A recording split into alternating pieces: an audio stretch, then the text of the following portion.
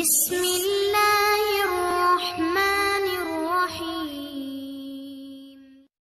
رأيت الذي يكذب بالدين فذلك الذي يدع اليتيم ولا يحض على طعام المسكين فويل للمصلين الذين هم عن صلاتهم ساهون الذين هم يراءون